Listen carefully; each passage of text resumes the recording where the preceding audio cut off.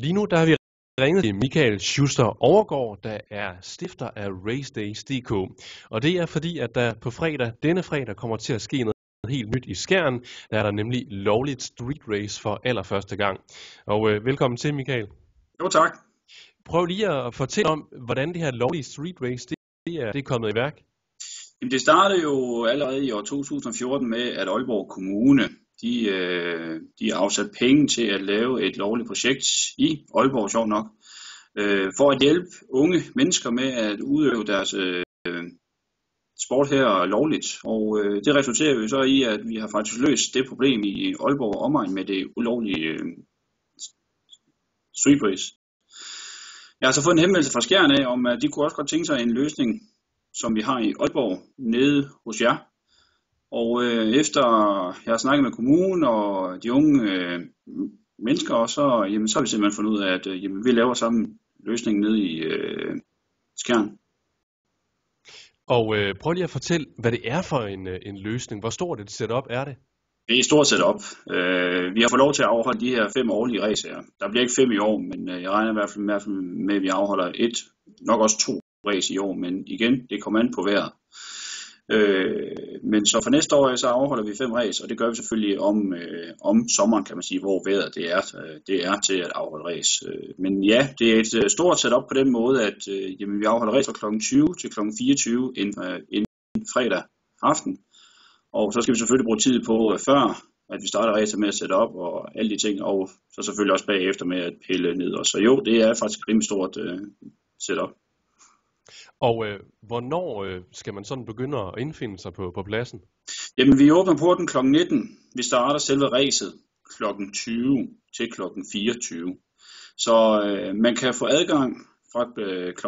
19 af som publikummer, men allerede fra kl. 18 af, hvis du vil køre, så kan du faktisk få synet din bil derfra.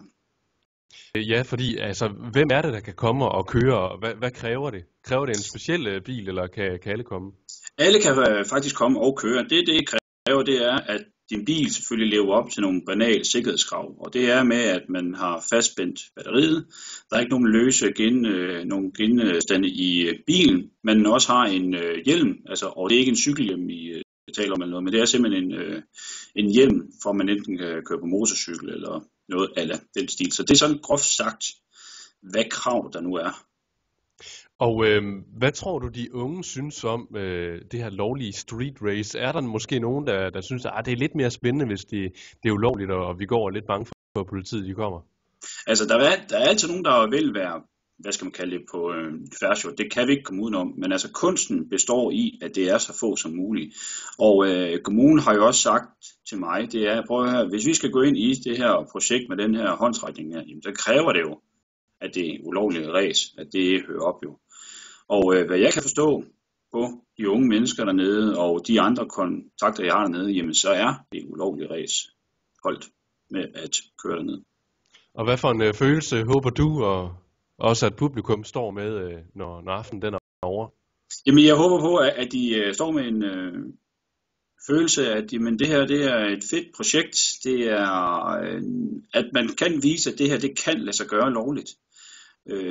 Jeg håber, de får lidt dækrøg i næsen. De ser nogle biler, og de hygger sig. Og groft sagt en hyggelig aften, både for familie, men også for unge mennesker, og også for ældre mennesker, også, som nu gerne ud og se lidt biler, der laver lidt røg og også kører lidt stærkt nu.